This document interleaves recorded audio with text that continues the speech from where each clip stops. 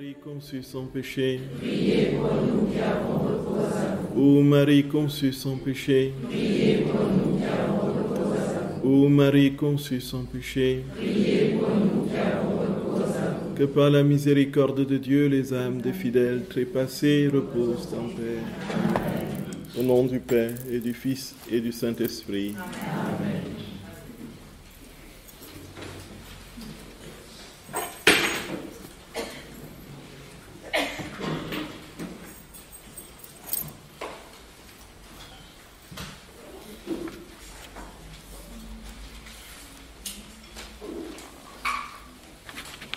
Chers frères et sœurs bien-aimés, quand nous arrivons presque dans la dernière ligne droite de la retraite, presque à son terme, et vous aurez constaté que c'était trop court. Voyez. Est-ce que je me trompe ou c'est moi qui ai constaté? Peut-être que, oui, vous l'avez trouvé trop long, peut-être. Mais en fait, c'est trop court parce que à peine a-t-on commencé à creuser une question qu'on doit fermer la page, qu'on doit tourner la page. Voyez. Donc effectivement, nous essayons de poser les fondements, frères et sœurs d'amour, de ce qu'est la vie dans la divine volonté. Et naturellement, ce que vous connaissez déjà, mais le fait de creuser et d'aller plus en profondeur de tout ce que nous connaissons déjà, nous donne encore plus de lumière et surtout nous donne une plus grande motivation pour vivre ce que le Seigneur nous enseigne. Surtout qui n'est jamais épuisable. On ne peut pas l'épuiser. Donc une vérité cache une autre, qui en cache une autre, qui en cache une autre, et ainsi de suite. C'est pourquoi c'est exponentiel.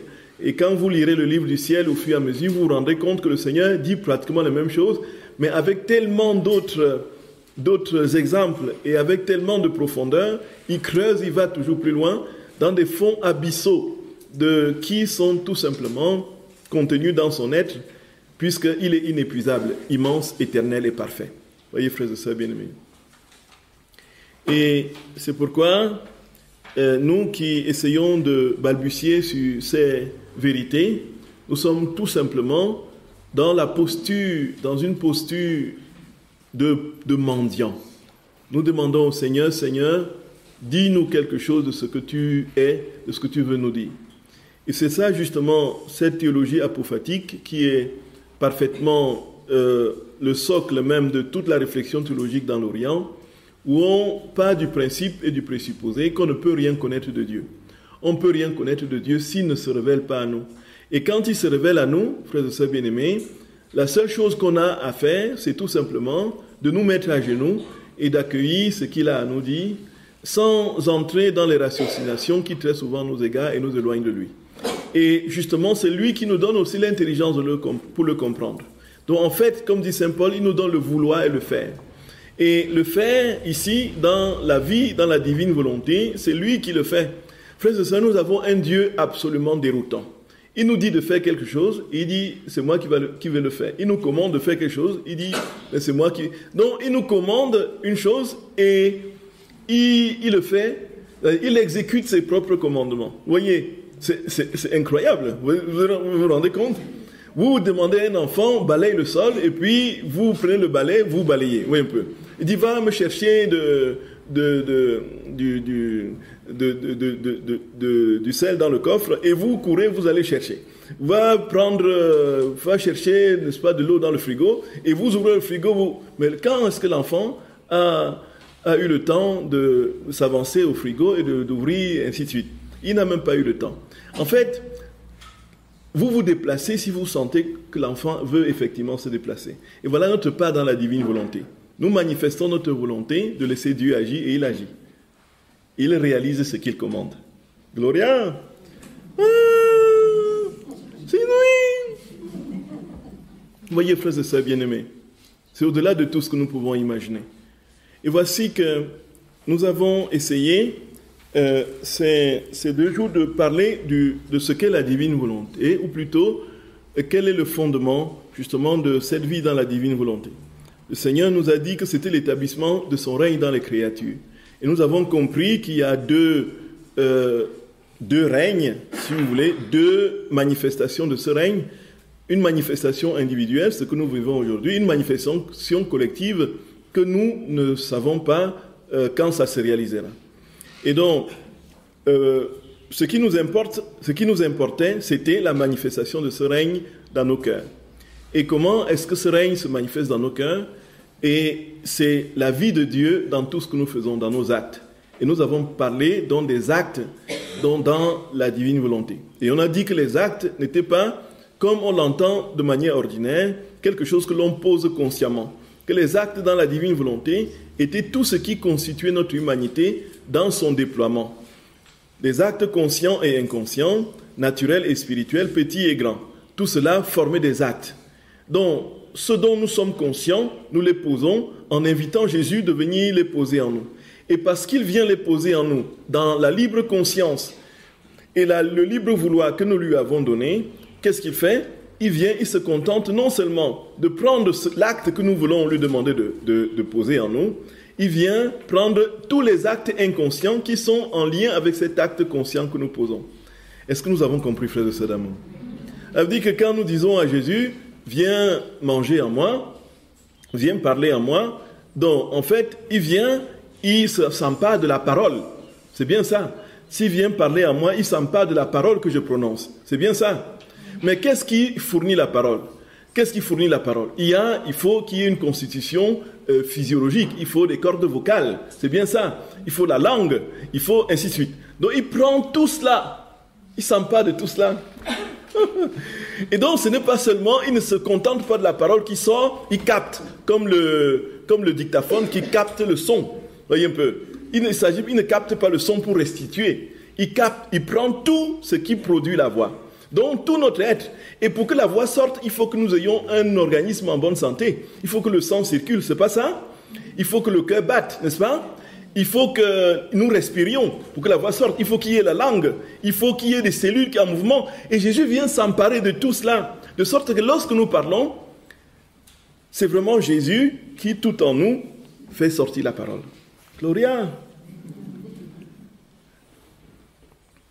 Et donc, nous avons, frères et sœurs bien-aimés, dit, en fait, Jésus disait que les actes, c'était des actes parfaits, immenses et éternels. Et ce qu'il faisait, c'est qu'il venait transfuser sa vie dans les actes. Nous avons parlé donc de la transsubstantiation des actes. Comme Jésus vient parfaitement en son corps, son âme et sa divinité dans le pain et le vin de l'autel eucharistique, il vient aussi dans les actes que nous posons de manière parfaite. C'est ce qu'il veut faire, mais ce n'est pas encore le cas aujourd'hui. Et nous avons dit que pour que la vie de Dieu se forme en nous, il faut que ces actes soient répétés. On a dit qu'on ne pouvait pas se contenter d'un seul acte pour permettre une vie. Une vie ne peut pas se contenter d'un seul acte. Nous devons manger tout le temps, nous devons boire tout le temps, nous devons, ainsi de suite, pour pouvoir vivre. Et sinon, nous mourrons. Et donc de même, pour la vie divine en nous, il faut la répétition des actes. Bien qu'il était possible pour Dieu de se contenter d'un seul acte. Et donc de tout faire en un seul acte, puisque un seul acte le contient tout entier et de manière parfaite, il veut que plusieurs actes soient posés. Et donc, il y a donc, selon ce que notre très saint Seigneur dit, tant qu'il n'y aura pas un ensemble d'actes définis qui sont posés, le règne n'adviendra pas. Et donc, parce que le règne, frères et sœurs bien-aimés, tout comme ici, nous voyons bien, si nous donnons naissance à un enfant et que nous prenons soin de lui seulement les premiers mois, le deuxième mois et que nous le mettons dans la rue, est-ce qu'il va survivre?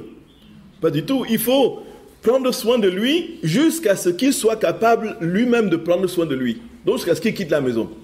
Voyez un peu ça. Et parfois nous sommes tellement impatients qu'il quitte la maison que, voilà, qu'on fait tout pour qu'il parte. Voyez. On le tanguy là, le tanguy.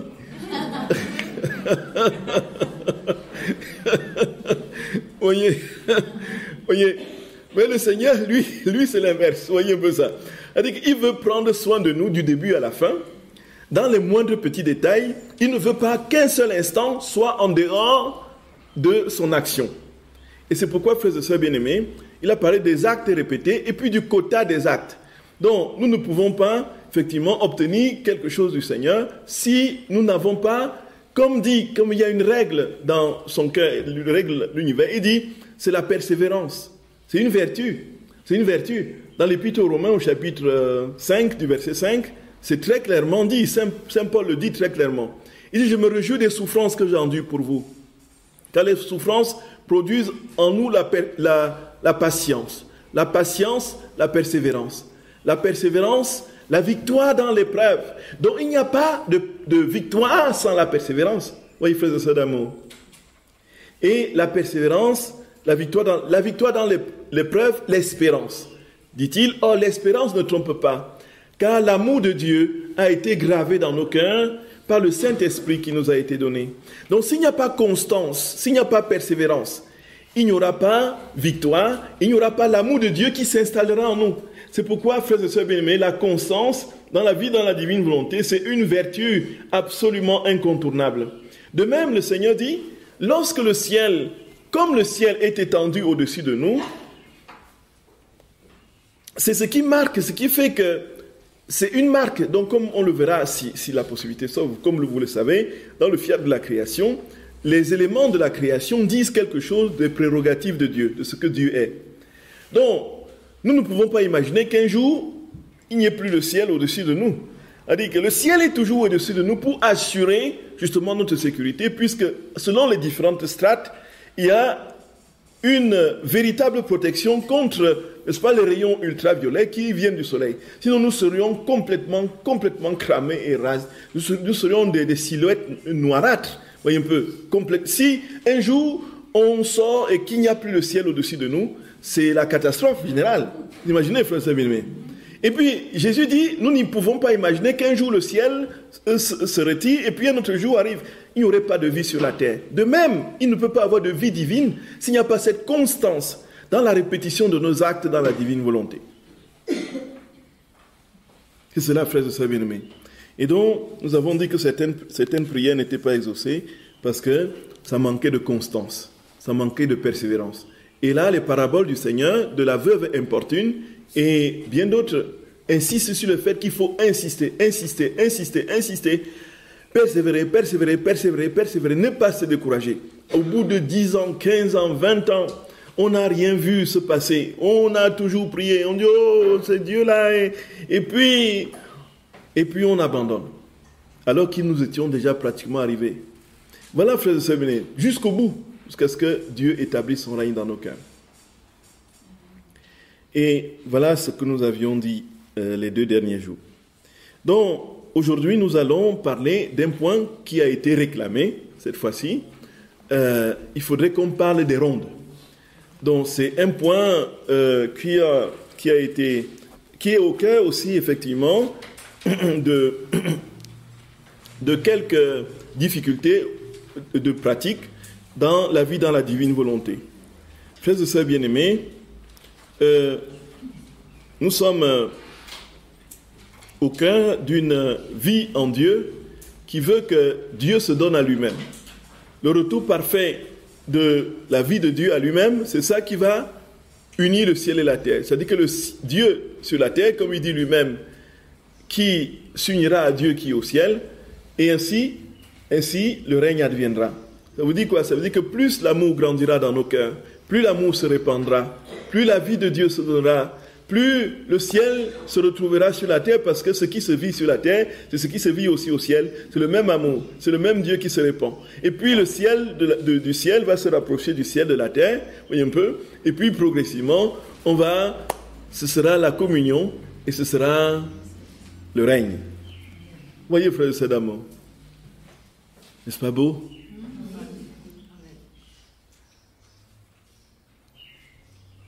Et alors, et le but des rondes, c'est quoi? C'est justement cela. C'est justement cela. D'abord, avant de parler de ce but ultime, final, qui est au terme, on va d'abord parler du fondement, le fondement des rondes. Alors, frères et sœurs bien-aimés, le Seigneur va amener Luisa Picaretta à faire une sorte de prière, une prière assez étrange, qui n'est pas si étrange que cela, parce qu'on l'a dans l'Écriture, en fait. On l'a dans la Bible. Et déjà, on le prie dans le bréviaire à la première semaine du le dimanche de la première semaine, le matin. Voyez, à lui haute gloire, louange éternelle. Et vous, astres des cieux, bénissez le Seigneur. Et vous, les étoiles du ciel, bénissez le Seigneur. Et vous, monstres marins, bénissez le Seigneur. Et vous, voyez, ainsi de suite. Vous connaissez ce cantique de... Voyez, des 3 enfants. Exactement. Et vous, étoiles, soleil et lune. Et vous, ainsi de suite. Donc, en fait, nous comprenons bien que toute la création doit rendre gloire à Dieu, doit dire merci à Dieu, doit bénir Dieu, doit le remercier, doit le louer, ainsi de suite. Puisque, on dit même les sables au bord de la mer, les baleines dans la mer, n'est-ce pas, les océans et rivières, n'est-ce pas, toutes les bêtes des champs, tous les hommes, Ananias, Azarias et Misaël. Voyez, donc tous les hommes, vous devez bénir le Seigneur. Donc tous, que ce soit les créatures animées ou inanimées, doivent bénir Dieu. Pourquoi doivent-ils bénir Dieu, frères et sœurs d'amour? Comment? Oui, tout à fait, exactement. Tout à fait. Donc, c'est parce que Dieu a mis tout son amour dans la création, et puis cet amour doit lui être retourné. C'est-à-dire que ça fait la réciproque. C'est-à-dire que la réciproque dans l'amour est absolument indispensable. Vous êtes d'accord avec moi? C'est-à-dire que si quelqu'un vous dit qu'il vous aime et vous ne l'aimez pas, est-ce qu'il y a amour? Est-ce qu'on peut dire qu'il y a amour? Est-ce que si vous aimez quelqu'un et que la personne ne vous aime pas, est-ce qu'on peut dire qu'il y a amour? Dans un couple où un mari dit qu'il aime sa femme et que sa femme ne l'aime pas, ou inversement, il n'y a pas d'amour dans ce couple. C'est l'évidence même.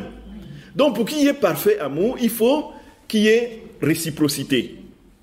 Donc l'amour que je donne doit avoir un retour, non pas parce que je suis égoïste, parce que j'attends de l'amour de l'autre. C'est tout simplement pour que mon amour soit véritablement amour et ait un retentissement et soit épanouissement et pour moi et pour toi. Il faut qu'il y ait ce retour d'amour. Quand il n'y a pas cette réciprocité, il n'y a pas d'amour possible. De même, le Seigneur notre Dieu, il nous a donné tout son amour. Comme il le dit lui-même, tout dans la création, de l'infiniment petit à l'infiniment grand, nous dit son amour pour nous. Voyez, frères et sœurs bien-aimés. Tout, absolument tout. Il a mis son amour dans tous les êtres créés. C'est-à-dire que tout ce qui passe dit l'amour de Dieu. En fait, tout vient de là. En fait, le Seigneur va apprendre donc à l'usage comment, en fait, amener toute la création à lui retourner l'amour parfait qu'il a mis dans toutes les créatures. Des êtres animés ou inanimés, conscients ou inconscients. Et c'est alors, frère et sœur bien-aimé, qu'il lui dit de faire des rondes, donc de parcourir, de faire les rondes et de parcourir tout ce qui existe et de mettre sur chaque réalité, n'est-ce pas, de je t'aime qui va retourner à Dieu. Alors d'abord le fondement, c'est donc l'amour de Dieu. Et il y a un célèbre texte très connu du tome 11, du 23 avril 1912, qui parle justement de cet amour de Dieu qui est répandu partout dans la création. Ma fille, mon amour pour les créatures est grand. Vois la lumière du soleil. Si tu pouvais en extraire des atomes, de chacun, tu entendrais ma voix mélodieuse te dire « Je t'aime, je t'aime, je t'aime ». Tu ne pourrais compter ces « je t'aime ». Tu serais noyé dans l'amour. Je te dis « Je t'aime, je t'aime, je t'aime » dans la lumière qui remplit tes yeux. Je t'aime dans l'air que tu respires. Je t'aime dans le sifflement du vent qui berce ton ouïe. Je t'aime dans la chaleur ou le froid ressenti par ton toucher. Je t'aime dans le sang qui coule dans tes veines. Mes battements de cœur disent « Je t'aime à tes battements de cœur. Je te redis, je t'aime à chaque pensée de mon esprit. Je t'aime à chaque geste de tes mains. Je t'aime à chaque pas de tes pieds. Je t'aime à chaque mot que tu prononces. Rien n'arrive à l'intérieur ou à l'extérieur de toi sans un acte de mon amour envers toi. Un je t'aime n'attend pas l'autre. Tout, frères et sœurs d'amour, tout quand nous regardons de près tout ce que Jésus dit, tout, il dit, si nous pouvons atomiser le soleil, tous les moindres photons disent des je t'aime. Combien y a-t-il de je t'aime qui sortent du soleil? Combien y a-t-il de je t'aime, des respirations de l'air que nous respirons? Jésus nous dit je t'aime dans l'inspiration, l'expiration. Il nous dit je t'aime dans chaque mouvement, dans chaque acte que tu poses.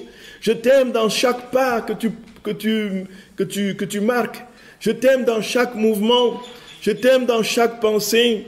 Je t'aime dans tout. Tout en fait autour de toi et en toi, dit dans le battement de ton cœur, dans la circulation de ton sang. C'est des je t'aime que je te manifeste. Jésus dit, frères et sœurs bien-aimés, il est continuellement en train de nous dire je t'aime, je t'aime, je t'aime, je t'aime, je t'aime, je t'aime, je t'aime, je t'aime, je t'aime. Retenez ces trois mots. Retenez ces trois mots, frères et sœurs d'amour. C'est au commencement et à la fin des rondes. C'est au commencement, au milieu et à la fin des rondes. Retenez ces trois mots, je t'aime, je t'aime, je t'aime, je t'aime. C'est le nom de Dieu, c'est le nom de Dieu. Qui peut dire qu'il est abandonné de Dieu? Qui peut dire que Dieu l'a abandonné avec tout ce que le Seigneur nous dit, la frère et sœur bien-aimée? Ta simple respiration, qu'est-ce qui tient ta respiration? C'est des je t'aime de Dieu.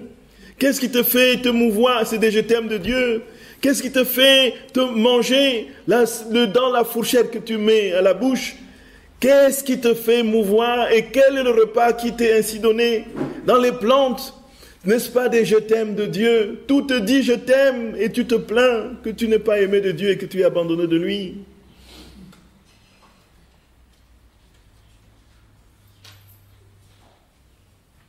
Voyez, frères et sœurs bien-aimés.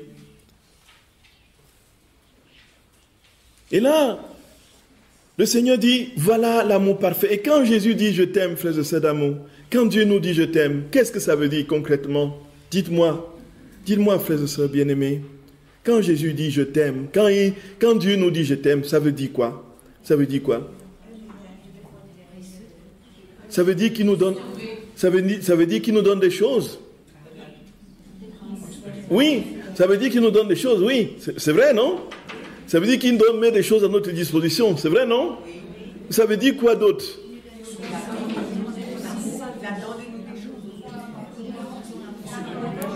Tout à fait. Tout à fait. C'est-à-dire que quand il dit, c'est-à-dire oh mon Jésus d'amour, qu'est-ce que c'est fort. Quand il dit, dans ce que tu reçois comme nourriture, comme rayon de soleil, je te donne effectivement ce rayon de soleil pour t'éclairer, mais dans ce rayon de soleil, je me donne tout moi-même à toi. C'est mon amour, le je t'aime, c'est le nom de Dieu. Si c'est son nom, si c'est sa personne, c'est lui qui se donne, non? C'est bien ça. Donc tout le temps, nous sommes remplis, entourés parfaitement entourés, enserrés de part en part par l'amour du Seigneur, et nous ne le voyons même pas. Donc nous pouvons même tout simplement, à partir de la simple création, frères et sœurs bien-aimés, entrer dans une foi lumineuse et rayonnante. Le Seigneur ne s'est pas contenté de la création, il est allé encore plus loin. Et alors, frères et sœurs bien-aimés, il dit très clairement que cet amour infini que nous recevons de lui doit lui retourner. Pour qu'il y ait amour véritable, il faut qu'il y ait un retour parfait d'amour. Et alors, pour que ça lui soit retourné, il faut donc que tout ce dans quoi cet amour se meut, puisque tout est dans la divine volonté, comme nous le savons. Donc il y a différents niveaux de conscience dans la divine volonté. Il y a la divine volonté qui est de l'ordre de la réalité de l'existence. Dieu qui contient toutes choses. Ça veut dire très concrètement que même ceux qui ne croient pas, ceux qui refusent Dieu, même ceux qui sont ainsi de suite, sont au premier degré dans la divine volonté. Vous savez ça? Parce que, oui, tout simplement. Parce que la divine volonté, c'est la vie de Dieu qui porte toutes choses, qui contient tout. C'est Saint Paul qui dit dans l'Épître aux Romains, il dit, qui a connu les pensées du Seigneur, qui a été son conseiller pour l'instruire, qui lui a donné en premier et mériterait de recevoir en retour, car tout vient de lui, tout est pour lui, tout est en lui. tout est en lui. À lui la gloire pour les siècles des siècles. Donc en fait, nous sommes tous en Dieu. C'est-à-dire que si Dieu décide aujourd'hui que voilà, les montagnes n'existent plus, elles n'existeront plus. Les montagnes sont en Dieu. S'il décide que le piton de la fournaise va complètement devenir un lac, voyez, ça va devenir en une fraction de seconde. S'il décide que nous allons devenir des statues de sel comme la femme de Lot, voyez un peu, nous allons le devenir là tout de suite, voyez un peu. Nous sommes en lui, vous êtes d'accord? Nous sommes en lui, tout comme le brigand, le bandit est en lui. N'est-ce pas? Parce que c'est lui qui donne la vie, le mouvement et l'être. Le bandit, le brigand, celui qui fait du mal, qui combat même Dieu, est dans ce premier niveau de la vie de Dieu, parce que c'est Dieu qui lui donne la vie, c'est Dieu qui le maintient en mouvement. Dieu peut le faire disparaître en une fraction de temps. N'est-ce pas? Donc, c'est pourquoi on dit en ce premier, donc tout tient en Dieu. Tout tient en Dieu. Et alors, frères et sœurs bien-aimés, donc le Seigneur dit très clairement que tout et tous doivent lui rendre grâce. Ce qui est les êtres animés ou inanimés, les êtres conscients ou inconscients doivent lui dire merci, l'adorer et lui rendre grâce, le bénir. Alors maintenant, le problème se pose. Comment est-ce que le caillou va dire merci à Dieu? Comment est-ce que l'arbre va dire merci à Dieu? Comment est-ce que, n'est-ce pas, la mer va dire merci à Dieu? Comment est-ce que le chat, encore que, voyez un peu, l'oiseau peut-être est conscient un peu de, voyez, parce que Jésus dit dans les oiseaux, je connais même des situations comme ça, effectivement, où Saint François, les oiseaux venaient parce qu'il était rempli du Seigneur, ils venaient, n'est-ce pas, autour de lui, ils venaient se poser sur lui, sans crainte et tout ça, voyez un peu. Parce que on voit même des photos des chiens qui adorent le Saint-Sacrement au passage, comme ça. J'ai vu une photo passer là. Un chien, c'était le passage du Saint-Sacrement dans une rue, je crois que ça devrait être en Irlande. Et puis il y avait un chien qui était là, le maître. Le chien commence à s'agiter. Et puis quand le Saint-Sacrement passe, le chien met ses deux pattes devant, il courbe la tête comme ça. Vous voyez un peu? Impressionnant.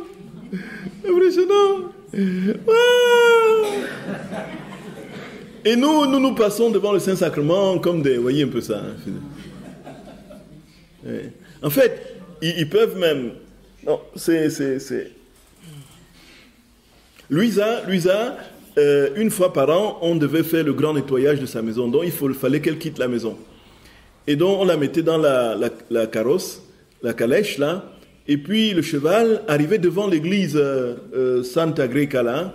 Et puis, le cheval est devant la porte de l'église. Vous voyez, l'église est ouverte. Le cheval s'arrête brutalement, se retourne vers le truc. Et puis, il met ses genoux par terre comme ça.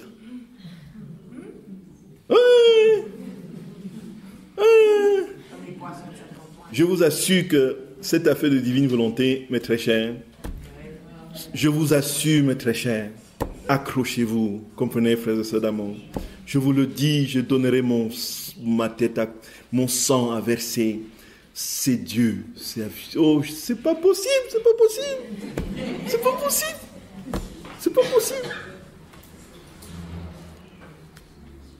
Comme cet évêque-là, un de ces évêques, puisqu'il y a eu 17 évêques un des évêques qui était fou furieux. Les gens avaient calomnié Louisa et il avait sorti une note. Il devait écrire une note pour demander que tout cesse, que tout s'arrête, que plus personne n'aille voir Louisa, que plus personne n'aille lui rendre visite, ainsi de suite. Aucun prêtre, puisque l'autorisation lui a été donnée par 2 papes successifs pour la célébration des messes dans sa chambre. Ce qui était un fait exceptionnel, parfaitement rare. Ça n'existait même pas. C'est pratiquement le seul dans le cas où tous les jours, à son chevet dans sa chambre, la messe était célébrée. Là où les gens les fidèles communiaient une fois par semaine, à l'époque, vous voyez un peu. Elle, c'était tous les jours systématiquement. Donc, donné par 2 papes successifs. Oh là là, mon Jésus d'amour, tellement lumineux.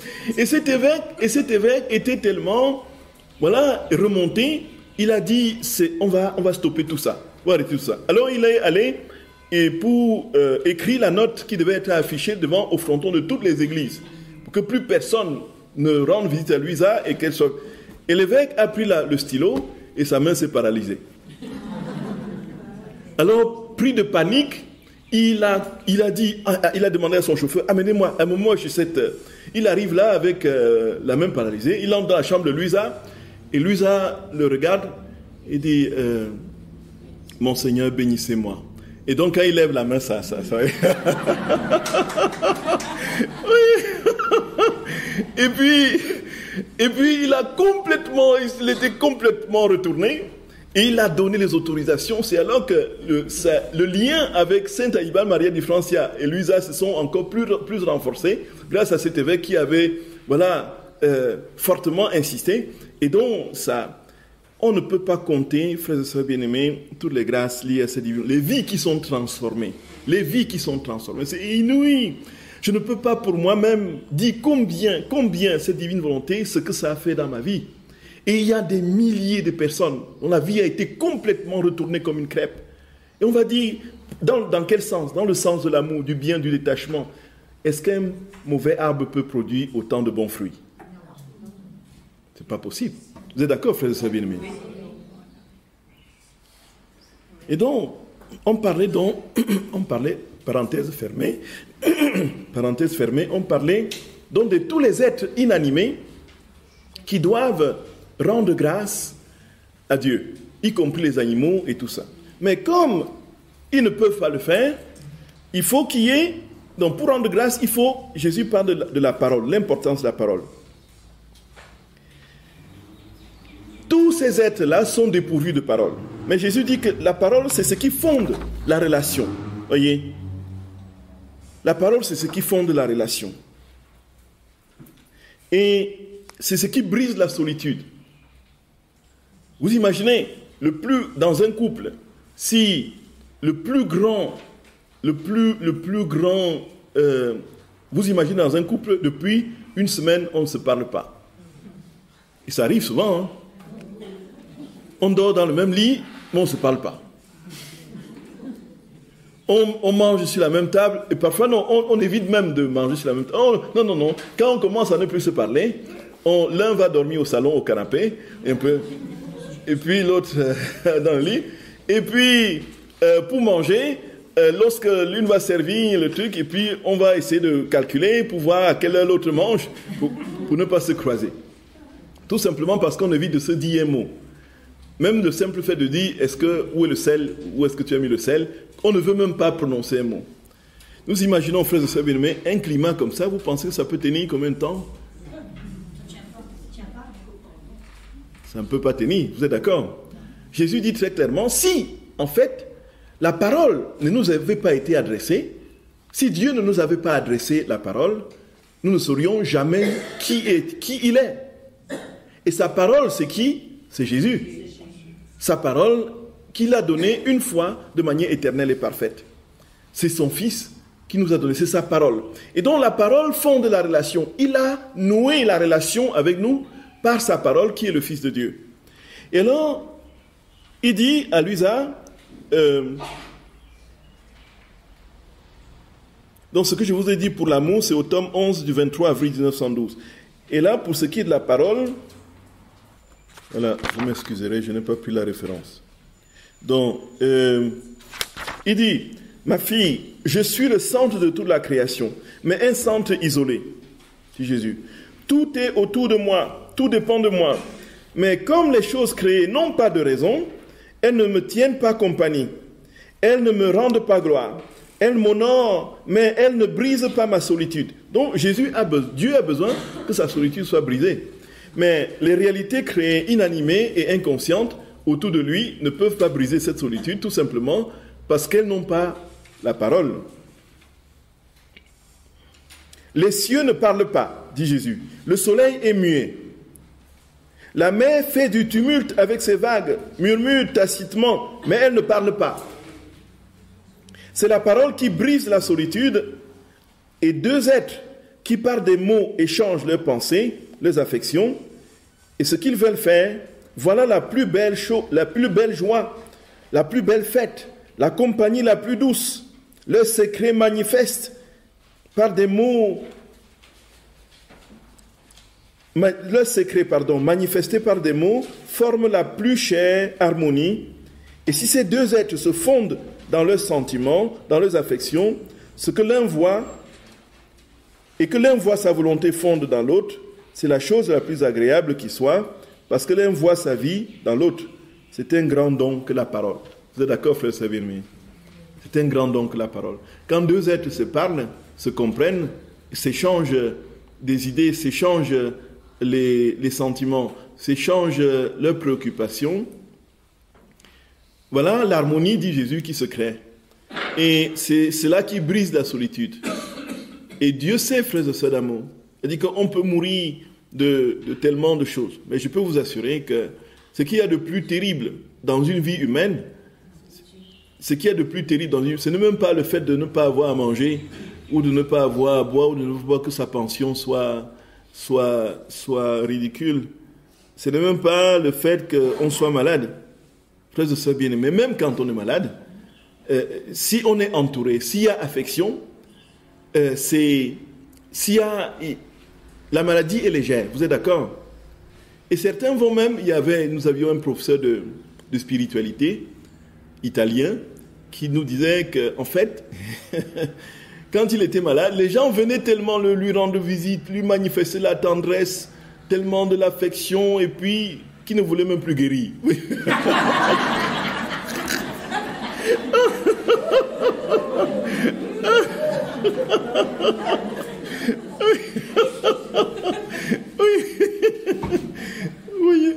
Non.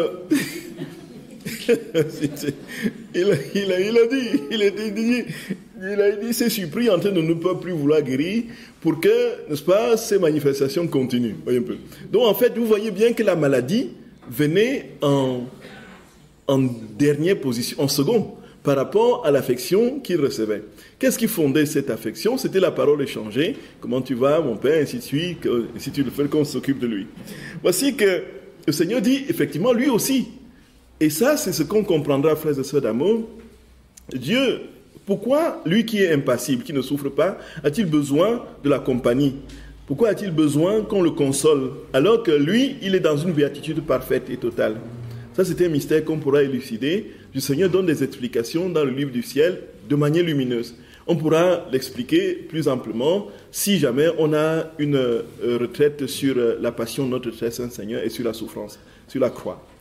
Ici, frères et sœurs d'amour, ce qui se passe, c'est que Jésus dit très clairement que parce que les autres sont dépourvus de parole, et pourtant, tous les autres doivent lui donner amour, adoration, action de grâce et gloire, la parole est nécessaire. Il faut que ces êtres aussi parlent. Mais malheureusement, ils n'ont pas de parole. Alors, qui va leur donner la parole? C'est nous qui allons leur emprunter notre voix. Leur prêter, pardon. C'est nous qui allons leur prêter notre voix. Et c'est là, frères et sœurs bien-aimés, que les rondes commencent vraiment. Voyez, frères et sœurs d'amour. Donc, et alors,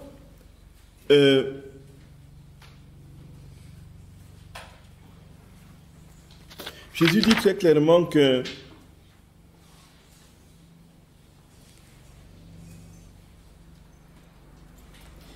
lorsque nous, dans la divine volonté, on fait des rondes, c'est quoi? Qu'est-ce qui se passe? Nous connaissons le principe de la prière dans la divine volonté. Le principe de la divine volonté, c'est quoi? C'est que Dieu fait tout en nous, non? La règle d'or, c'est que Dieu veut faire et je l'accompagne. C'est bien ça? Voilà, tout à fait, exactement. Donc, ça veut dire que c'est lui qui va prier en nous. Ça veut dire que c'est lui qui va remercier et rendre gloire, bénir et adorer en nous. Nous disons à Jésus, Jésus vient, n'est-ce pas? Viens, et quand il prend possession de notre cœur, par la foi, nous sommes dans la divine volonté en ce moment, si les conditions sont requises.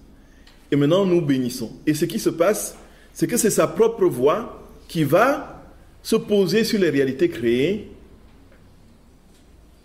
sur la mer, sur les océans, sur les rivières, sur les arbres, les savanes, les forêts, sur les animaux sauvages et domestiques, ainsi de suite.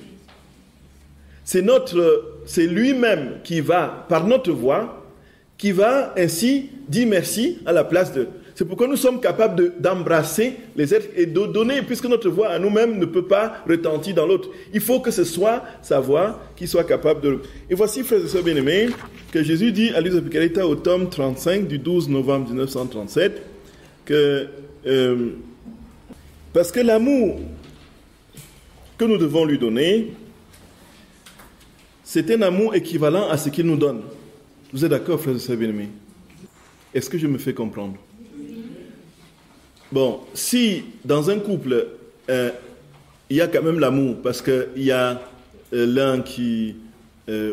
chacun fait des efforts, mais s'il y a un amour plus débordant chez l'un que chez l'autre, est-ce qu'il y aura parfait amour?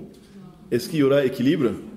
Donc si la femme aime plus le mari que le mari ne l'aime, ou l'inverse, si le mari aime plus la femme que la femme ne l'aime, est-ce qu'on peut parler d'un couple vraiment équilibré dans l'amour? Non. Il y aura toujours des moments où ce déséquilibre va montrer des failles, où l'autre va souffrir de ce que l'amour n'est pas véritablement ce qu'il attend.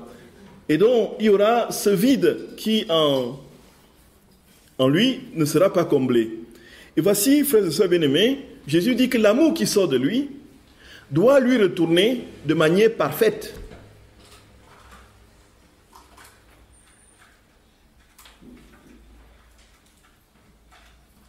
Donc c'est un amour divin qui doit retourner. C'est-à-dire que comme Dieu nous donne un amour divin, c'est un amour divin qui doit lui être rendu. Est-ce que l'humanité peut lui donner un amour divin? Il faut que ce soit lui-même qui se donne à lui cet amour divin, non? Et c'est pourquoi il vient, frères et sœurs d'amour, prendre possession de nous pour que nous soyons capables de lui retourner l'amour qui lui est dû de manière divine et parfaite. Parce que notre amour est incomplet, il est imparfait, il est humain, il est truffé d'intérêt, il est impur. Et c'est si nous voulons donner cet amour à Dieu, il sera largement insatisfait. Il ne pourra même pas regarder, parce que ça ne correspond même pas à l'infinitésimal milliardième de l'amour qu'il nous a donné. Et pour cela, il faudrait que, pour que vraiment il reçoive l'amour qu'il nous a donné, il faut que ce soit encore lui qui nous donne cet amour. C'est pourquoi, frères et sœurs d'amour, la vie dans la divine volonté, c'est Dieu qui se donne à Dieu. C'est Dieu qui se donne à Dieu. Et donc, les je t'aime, les je t'adore, je te remercie, doivent contenir Dieu. Puisque quand Dieu nous dit je t'aime, le je t'aime le contient. Dieu est dans tout le je t'aime qu'il dit. Il faudrait que lorsque nous disions je t'aime, que Dieu soit aussi là dans tout entier. Or, comment peut-il être tout entier dans nos je t'aime s'il n'est pas en nous? Et c'est pourquoi nous lui demandons de venir d'abord prendre toute la place en nous pour pouvoir lui donner à lui-même ses je t'aime. Et alors, nous faisons le tour des réalités créées et nous déposons nos je t'aime, frères et sœurs bien-aimés, sur les choses créées. Et ces je t'aime qui sont les je t'aime de Dieu, ils résonnent dans les choses créées et montent vers Dieu. Dieu entend sa voix en écho. Dieu entend sa voix qui monte dans toute la création. Et vous, montagnes et collines, bénissez le Seigneur. C'est dans la divine volonté. Et Dieu entend sa voix qui monte des collines, les collines qui lui disent « Je t'aime, je t'adore, je te remercie ». Alors qu'ils sont inconscients, ils ne peuvent pas parler, ils ne peuvent pas mouvoir, parce que vous avez prêté votre voix à Dieu, et Dieu, par votre voix, a ramené à lui la gloire qui lui revient. Ah.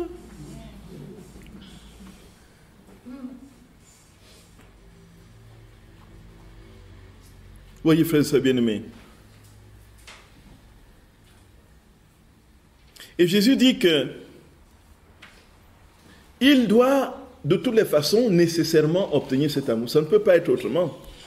Dieu, lui, c'est un fin banquier. C'est un banquier divin. Lui, il y a toujours... Les intérêts, c'est au 100%. Il ne peut pas... Ce qui doit lui revenir ne doit pas être moins que ce qu'il a donné. Oui, frère et sœur bien-aimé. Parce qu'il faut qu'il corresponde à lui-même. Il n'a jamais changé. Vous êtes d'accord, frère et sœur d'amour? Et s'il reçoit un intérêt minime par rapport à ce qu'il a donné, alors ça veut dire que c'est un Dieu qui est capable de s'étioler et d'être moins que ce qu'il est. Or, il est plénitude et perfection. Vous êtes d'accord, frère et sœurs d'amour? De même qu'il est sainteté, pas une seule once de péché n'entre en lui. Il ne peut pas tolérer une seule once de péché. C'est pourquoi il y a le purgatoire pour purifier d'abord avant d'entrer. Et Jésus dit d'ailleurs à Luisa Picarita que notre vie, vous l'avez certainement lu, il dit que notre vie est configurée pour être remplie à perfection de l'amour. Donc tous les instants de notre vie doivent être parfaitement amour, parfaitement amour, parfaitement amour. Donc tout, il ne doit pas avoir de vide d'amour. Les vides d'amour sont ceux que nous posons par le péché. Et frères et sœurs d'amour. Et donc quand nous sortons du cadre de l'amour et du don, nous entrons dans le vide de l'amour qui est fait du péché ou de l'indifférence. Et alors Jésus dit qu'on ne peut pas rentrer au ciel sans combler ces vides. Alors si on ne les comble pas tous sur la terre, on ne peut pas aller directement au ciel si ces vides ne sont pas comblés. Et si on ne les comble pas sur la terre, on va le combler au purgatoire. Effectivement, au ciel, il n'y a pas de péché. Il n'y a pas une seule once de péché. Donc, et si on doit quitter cette terre et aller directement au ciel, il faut, frères et sœurs bien-aimés, que toute notre vie soit remplie d'amour. Et alors maintenant, comme nous avons cette conscience claire que notre vie n'est jamais toute remplie d'amour, vous êtes d'accord? La vie de qui ici n'a été faite que d'amour, de bout en bout? Levez la main et dites-moi comment vous avez fait. Voyez? Mais ici, effectivement, l'Église nous propose les sacrements. Le sacrement de réconciliation, c'est le sacrement non seulement du pardon des péchés, mais de guérison. L'Église nous propose des indulgences. Les indulgences plénières. L'une des indulgences plénières que Jésus lui-même a instituées, c'est l'indulgence du premier dimanche après Pâques, de la miséricorde divine. Où il dit que c'est même à l'équivalent, comme l'équivalent du baptême. Cette indulgence. Il dit l'indulgence plénière dont non seulement efface les péchés, mais aussi répare tous les péchés, répare les conséquences de tous les péchés que nous avons commis. Tout simplement parce que nous avons rempli les conditions, nous avons prié aux intentions du Saint-Père, nous sommes confessés, nous avons communié, et nous avons fait ce que le Seigneur nous a dit. Donc en fait, le Seigneur nous a tellement facilité le chemin, tellement il nous facilite tellement les choses, de sorte que, frères et sœurs bien-aimés, il est possible, c'est même, de toutes les façons, ça, c'est pas une ambition, mon souhait le plus ardent, c'est que j'aime tellement le Seigneur de tout mon cœur, de toute ma vie. Je l'aime, je veux l'aimer de tout mon cœur. Je ne l'aime pas encore suffisamment. Bah, ce n'est pas encore suffisant. Je veux l'aimer de sorte que, en quittant cette terre, qu'il n'y ait plus de transition quelque part. Moi, je veux le voir dès que je ferme les yeux sur ce monde. Voyez un peu. Voyez. Alors, mais qui veut faire le détour par le purgatoire? Une seule seconde supplémentaire, alors que tu as passé toute ta vie à vouloir voir ces dieux, le moment arrive, on te dit, bon, détour, va par là.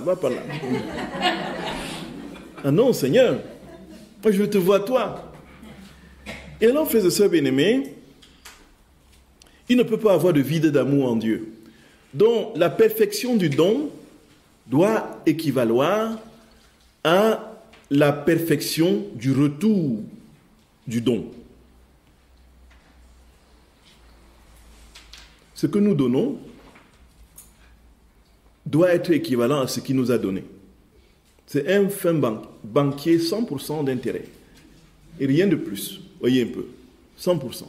Et alors maintenant, effectivement, comme nous savons que nous ne pouvons pas tout donner, c'est lui en nous qui donne tout. Il dit, lorsque la créature lui laisse la liberté d'opérer, elle appelle son immensité et sa puissance et enferme tout et toutes choses dans cet acte. Notre divinité reçoit dans cet acte l'amour de chaque créature. Nous entendons dans cet acte les voix et les battements de tous. Les cœurs qui nous disent nous vous aimons, nous vous aimons. Notre volonté nous donne l'adoration qui est due à leur Créateur pour chaque créature et chaque chose. Elle anime toutes choses et nous entendons dans cet acte même le soleil, le ciel et les étoiles, la création tout entière qui nous dit « Nous vous aimons, nous vous adorons, nous vous glorifions ». Tome 35 du 12 novembre 1937. Donc, en fait, Dieu entend sa voix dans toutes choses. Parce que nous avons dit, merci, je t'adore, je te remercie pour tout. Et on va dire que ce n'est pas biblique. Alors, si ce n'est pas biblique, allez me montrer le cantique de Daniel, chapitre 3. Montagnes et collines. Pensons-nous qu'il soit en train de s'amuser en disant, il veut que toute la création le loue et le bénisse. Bénissez le Seigneur, astres et lumière, ainsi de suite.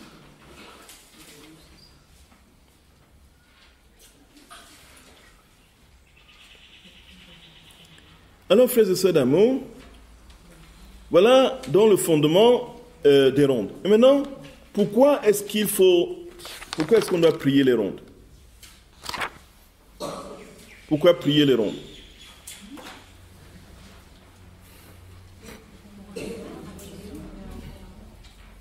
Oui, c'est bien ce qu'on a dit, mais dans quel but? Dans quel but final? Oui, il y a tout ça là, mais dans quel but? Tout à fait, pour que son règne revienne, dit Jésus. C'est pour que son règne vienne. Et donc tout en fait est lié à ça. Donc frères et sœurs d'amour, retenons qu'il y a trois intentions de notre très saint Seigneur dans toute sa prière.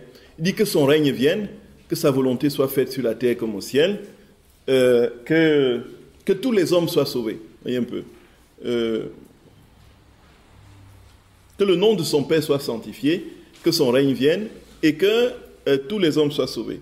Jésus a prié pour cela. Et donc quand il a guéri les malades, quand il a ressuscité les morts, ainsi c'était toujours dans ce but-là. Pour que le Père soit glorifié, pour que le règne vienne. Toujours dans ce... Les miracles de Jésus sont supportés. Sinon, si Jésus était un guérisseur qui passait le temps à guérir les gens, il aurait guéri tous les malades de son temps. C'est bien ça. Il n'y aurait pas eu un seul boiteux qui ait été mis en reste, mais au temps de Jésus, il y avait encore tellement, il a guéri quelques-uns, ce qu'on a dans l'évangile. C'est une infinitésimale partie. Il n'a pas ressuscité tous les morts. Il a ressuscité la fille de Jaïr, il a ressuscité Lazare. Il n'a pas ressuscité tous les morts de cette époque-là. Vous êtes d'accord, frère Sabine? Il dit d'ailleurs, laisse les morts enterrer les morts. En fait, il est pour que l'on enterre les morts. Et frère d'amour. Et voici que s'il est venu, comme dit Benoît XVI, et que il n'y a pas la paix, il n'y a pas la justice, tous les pauvres ne sont pas riches, tous les malades ne sont pas guéris, alors qu'il est venu, alors qu'est-ce qu'il est venu faire? S'il n'est pas venu nous apporter, voyez, tout cela, la justice, l'abondance, les biens matériels et la santé et tout ça, qu'est-ce qu'il est venu faire? Benoît XVI répond, en fait, il est venu nous apporter Dieu. Parce que les miracles qu'il accomplissait, c'était dans ce but-là. Et ça nous attire l'attention sur un point, frères et sœurs d'amour. Dieu, il nous guérit, s'il veut nous guérir, il nous guérit. De toute façon, la plus grande et plus profonde guérison, même s'il nous guérit physiquement, c'est pour que notre cœur se tourne vers lui. On ne peut pas venir vers Jésus comme on vient chez un guérisseur, qui fait des trucs pour que notre santé soit bonne et puis qu'on repart et que l'on revienne à lui quand on est de nouveau malade. C'est pas comme ça. Si nous avons une guérison de Dieu, qu'elle soit physique ou psychique, c'est en vue de tout lui donner. C'est en vue de sa gloire, c'est en vue de l'aimer davantage. C'est toujours plus pour que Dieu soit au cœur de notre vie. Et tout ce qu'il a fait, c'était dans ce but pour que son Père soit connu, pour que son règne vienne. Alors, frères et bien-aimés, le but des rondes, en définitive, tout ce que nous faisons, tous nos actes dans la divine volonté, c'est pour que Dieu règne dans les cœurs. Dieu règne dans le monde et tout ça.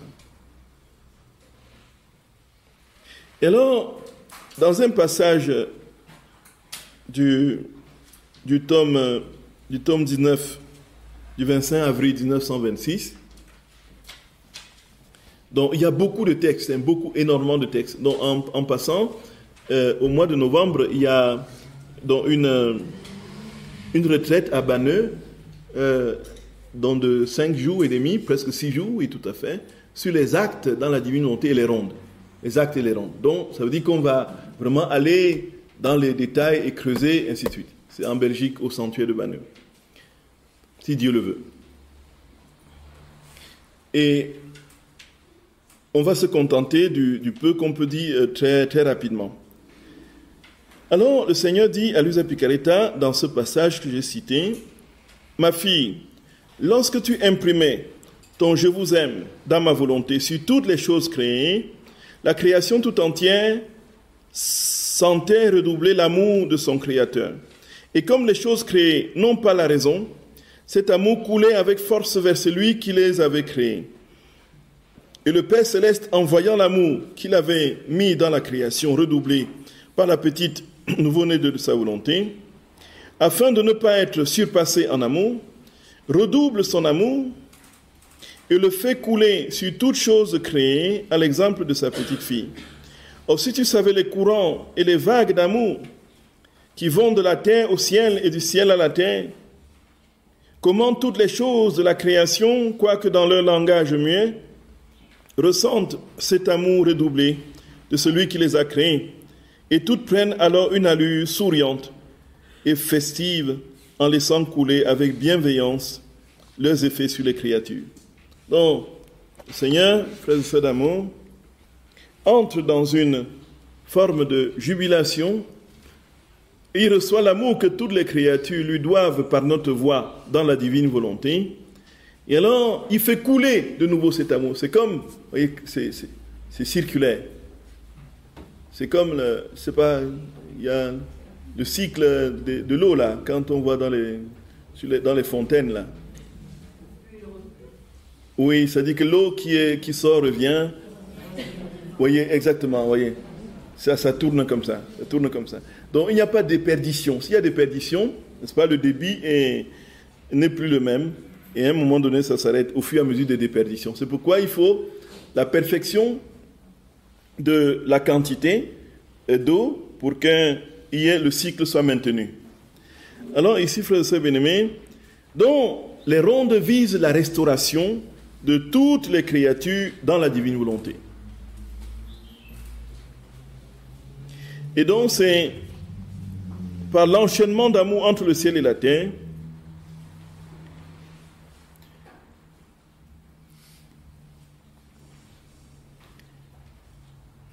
cet enchaînement dans lequel Dieu entend sa propre voix couler dans toutes les créatures et remonter à lui. Parce que Dieu aime chaque élément créé, chaque créature.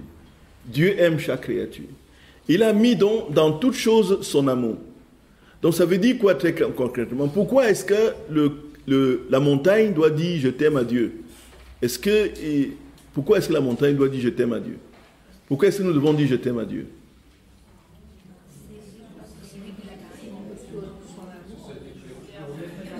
Oui, parce que son amour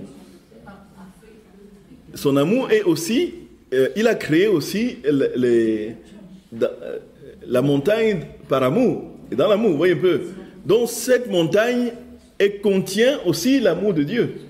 Et donc, comme il contient l'amour de Dieu, cette montagne doit aussi lui donner un retour d'amour. C'est exactement ça. Bon, ce qui n'a pas reçu d'amour ne peut pas retourner l'amour. Parce qu'il ne peut pas, voyez, s'il était en dehors de l'amour, il n'aurait pas été obligé de lui donner l'amour. Mais comme il ne peut pas le lui donner, l'homme doit le lui donner. C'est ça en fait. Et donc ça vise la restauration de toutes choses en Dieu. Et c'est pourquoi, frères et sœurs bien-aimés, dans la théologie orthodoxe, il est très clairement établi que lorsque le Seigneur viendra et que dans la parousie, c'est-à-dire que les êtres verbisés, pardonnez-moi le terme, les êtres christifiés, qui ont les arts de l'esprit, seront tellement remplis de la vie et de l'esprit de Dieu qu'ils feront écho à la création qui elle aussi sera transfigurée.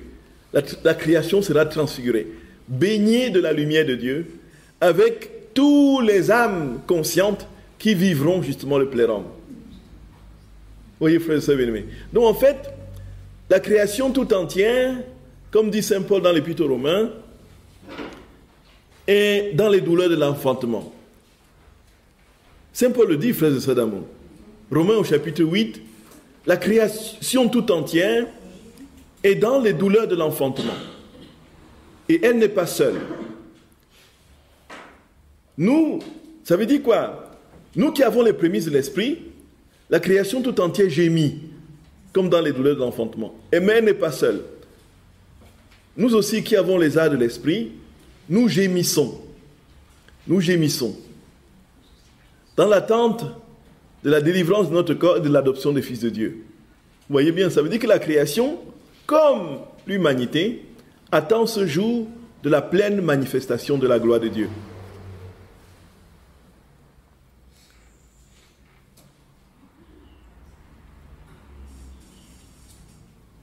Frères et sœurs bien-aimés, c'est inouï. C'est inouï.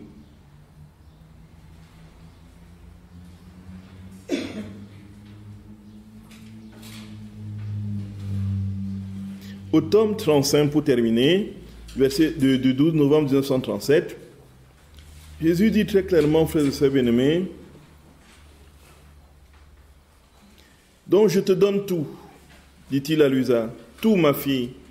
Je te placerai devant notre majesté comme celle qui nous a aimés pour toutes les créatures, qui nous a donné la gloire et l'adoration pour toutes, pour tous, qui nous a fait aimer même par le soleil et le ciel. La création tout entière harmonisée et toutes les choses créées disaient entre elles « Amour, amour pour notre Créateur. Par conséquent, je te donne le mérite pour toutes choses. Tout est à toi. Ma volonté n'est tout simplement pas capable ni désireuse d'opérer à moins d'enfermer toutes les créatures et de faire toutes choses. Dieu ne peut pas se contenter de quelques-uns. Il veut enfermer toutes choses, toutes les réalités créées dans sa vie divine. Donc, que ces vies divines soient conscientes ou non, il faut qu'il y ait une conscience qui élève à Dieu la perfection de cet amour qu'il a déposé en tous. Et c'est pourquoi, frères et sœurs bien-aimés, il y a cette nécessité absolue de... Et quand on entre dans ces vérités, qu'est-ce qu'on peut dire, frères et sœurs d'amour?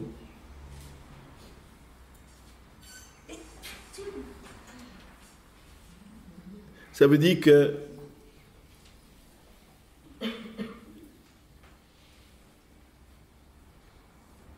même dans ce qui est aujourd'hui, pour terminer, du drame de l'écologie, avec les affres que l'on connaît, avec les prédictions catastrophiques sur un court terme de la perte de l'humanité, de la disparition de la couche d'ozone, des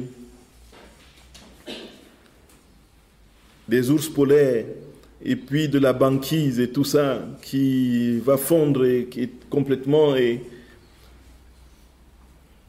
le réchauffement climatique et le tas de... Bon, l'Église aussi s'en est emparée comme une cause absolue, mais la vérité est que le combat, effectivement, pour que la création soit restaurée et restituée dans la splendeur de ce que Dieu veut, c'est...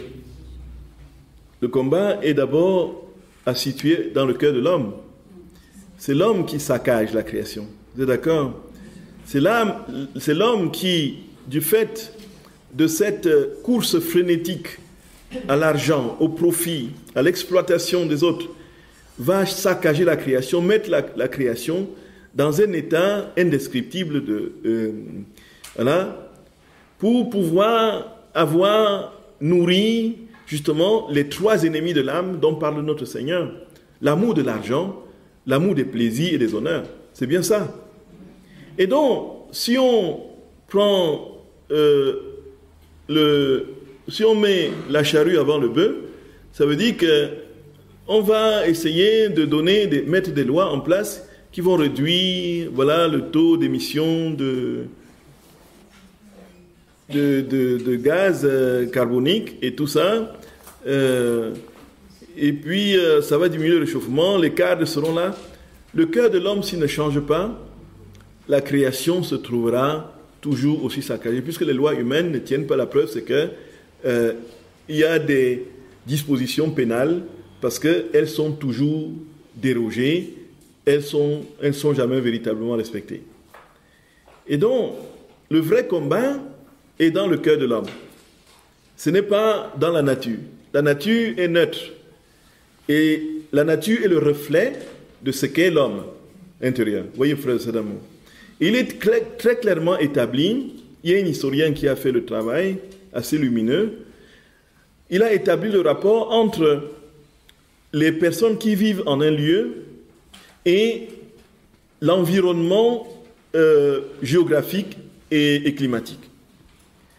Et ils se sont aperçus que selon un ensemble de cultures qui est fait soit de domination, soit de... C'est-à-dire que la nature ne survivait pas.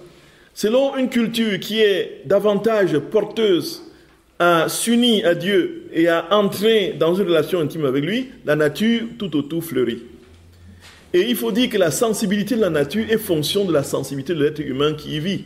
C'est pourquoi Dieu a subordonné les réalités créées extérieures à l'homme.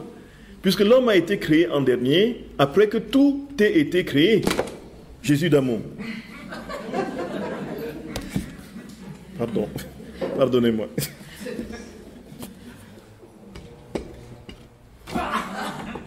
Donc, tout a été créé avant que l'homme surgisse. C'est bien ça. Et l'homme a surgi en dernier parce que tout dans son environnement devait l'aider à survivre. Et il se fait donc, frères et sœurs d'amour, qu'ils ont très clairement décidé, là où les moines se sont installés, c'est-à-dire qu'ils ont fait refleurir la nature. Là, dans le désert de Sété, de Wadi Natroup, en Égypte, l'anciennement, le désert de Sété les Saints Macaire, Saint-Antoine, là où ils se sont établis dans les premiers siècles, après les persécutions romaines, et ils sont arrivés dans un désert sec. Alors ils ont transformé, de sorte que c'est devenu pratiquement l'engrais, pratiquement le grenier de l'Égypte, aujourd'hui. Des productions. C'est-à-dire que là où l'amour de Dieu, le respect de Dieu est présent, là, la nature fleurit, la nature reprend tous ses droits, et c'est l'homme véritablement. Et c'est pourquoi le combat est à situer non pas dans les réglementations et les lois à voter pour réduire tel ou tel effet de tel type de comportement. Le combat, c'est au niveau du cœur de l'homme. C'est pourquoi la vie dans la divine volonté vient ici comme un rempart absolument inexpugnable qui va être le moteur de la transfiguration de l'homme, d'une part, la transfiguration de la création. Voyez, frères et sœurs bien-aimés,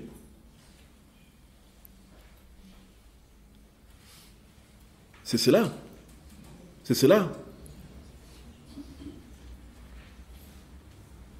Donc il ne peut pas avoir de transformation de la création si le cœur de l'homme n'est pas transformé. Là, c'est mettre la charrue avant le bœuf. Mais effectivement, dans le cadre de la géostratégie et des politiques, les lois sont nécessaires. Mais la solution définitive ne viendra que dans le cœur de l'homme. Vous êtes d'accord, frères et d'amour? Et c'est pourquoi, au fur et à mesure que nous pratiquerons, nous poserons nos actes dans la divine volonté, Dieu sortira de tout ce que nous ferons, va retentir dans les réalités créées, et toutes les réalités créées vont avoir le reflet de la vie de Dieu. Ça, c'est absolument incontournable. C'est certain, absolument imparable. On ne peut pas faire autrement. Et nous imaginons que lorsque le Seigneur régnera véritablement dans les âmes, il y aura au cœur de la création comme le premier jardin, quoi, où, voilà, je vous salue Marie, pleine de grâce, Seigneur, vous êtes bénie entre toutes les femmes, et Jésus, le fruit de vos entrailles, est béni. Sainte Marie, Mère de Dieu, priez pour nous pauvres pécheurs, maintenant et à l'heure de notre mort. Amen. Au nom du Père, et du Fils et du Saint-Esprit. Amen.